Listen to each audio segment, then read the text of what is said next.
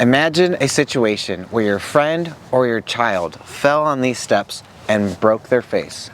What if they couldn't breathe because of all of the broken bones, the broken teeth, the bleeding? What if it happened from a car crash or a gunshot wound to the face or an explosion? How would you keep them alive until emergency first responders showed up to help you? What airway deaths can you prevent? I'm Caleb at Farm Boy RN, and I want you to be able to build and use a simple airway kit that allows you to help others in a life or death emergency. Come join me being practically prepared for everyday life. Our goal is to do first aid for the most common preventable deaths before you get to the hospital.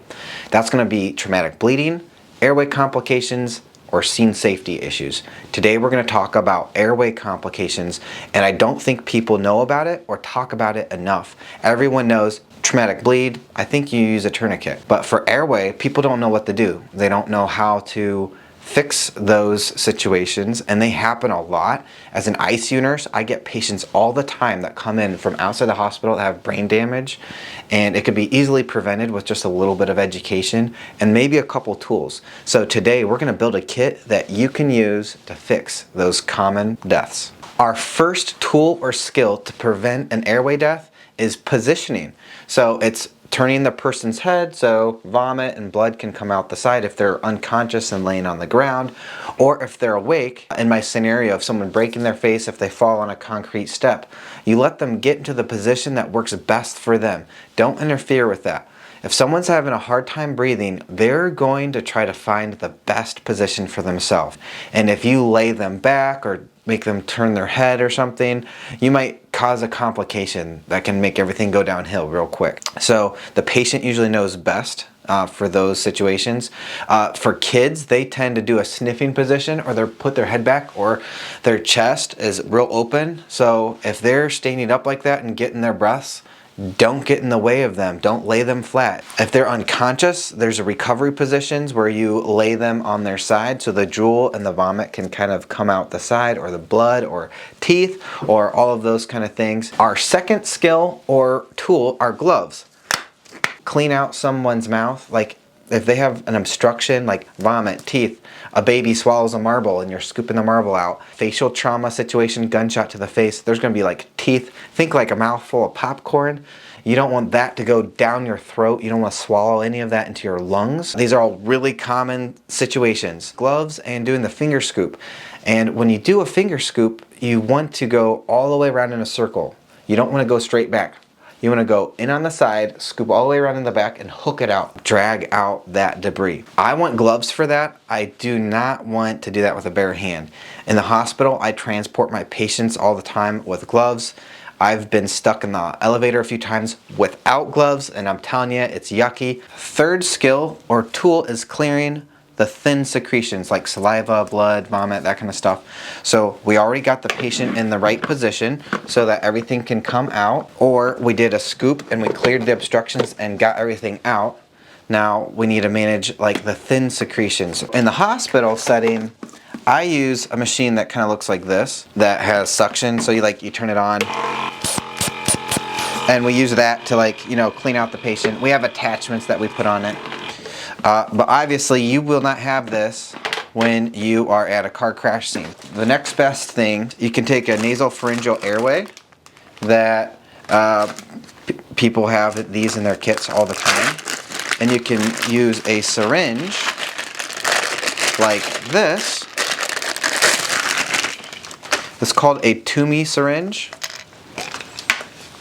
And you can hook it onto that nasal pharyngeal airway, or NPA is what it's called. But it just fits right into that, and you can use that to stick it in spots and get a big suction, and you can even put it out or put the yuckiness out right on the ground, and you can get a lot of stuff out like that.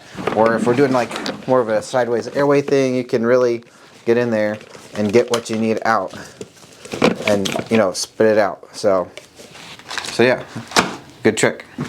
Why we're talking about the nasal pharyngeal airway, This is an important tool to have in your kit. Keep someone's airway open if they're unconscious. So that's when you'd use it, is if someone's breathing on their own, but they're unconscious, they can't position themselves right. So if they're laying flat on their back, like this patient is, the tongue is gonna relax back and the patient's not gonna be able to breathe. The first thing is to turn them on their side. Something that you can also do is you can insert a nasopharyngeal airway, or NPA as they're called. So they're usually to size. This one's about the right size. You go from the nose to the ear. So I just have like one adult size that I keep in my kit.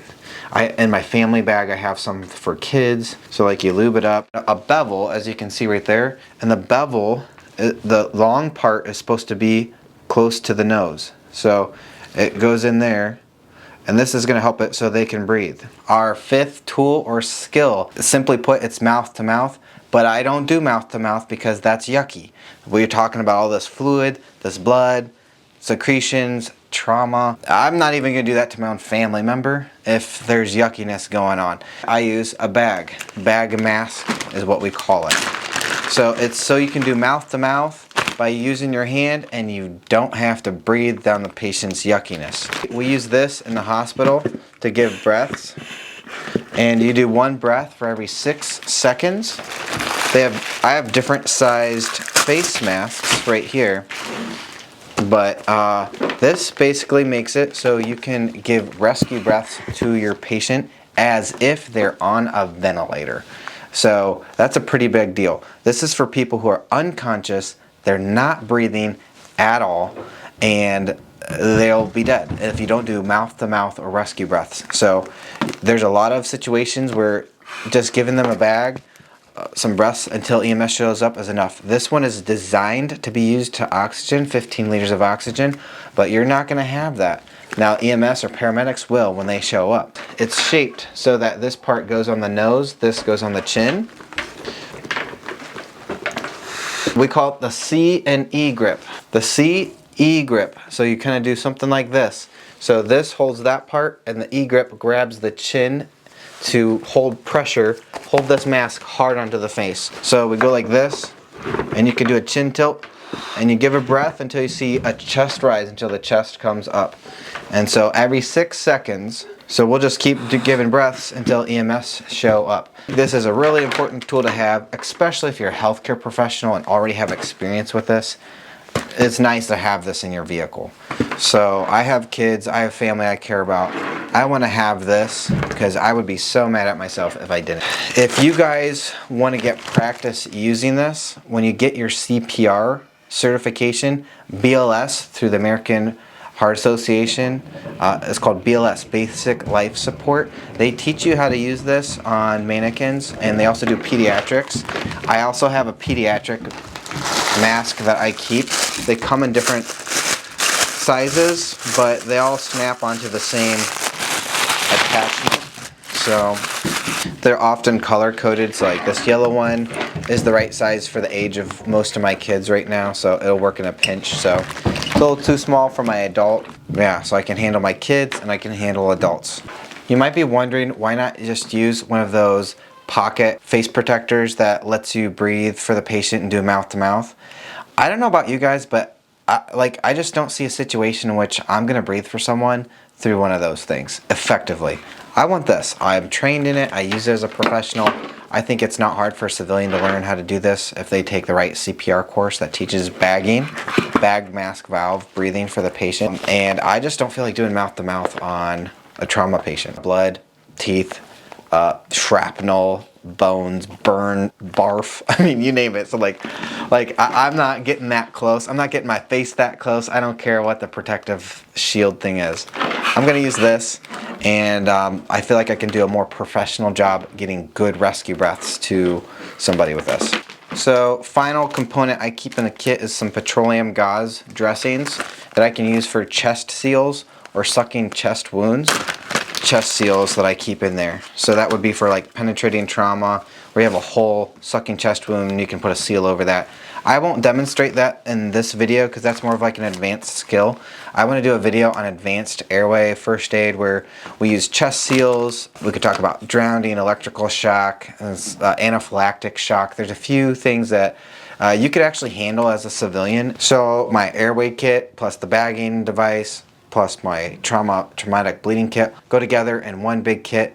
So I am ready for anything that comes my way. I want you guys to do the same thing. Please post comments, questions that you have. I want you to be successful. I want you to be practically prepared for anything that comes your way.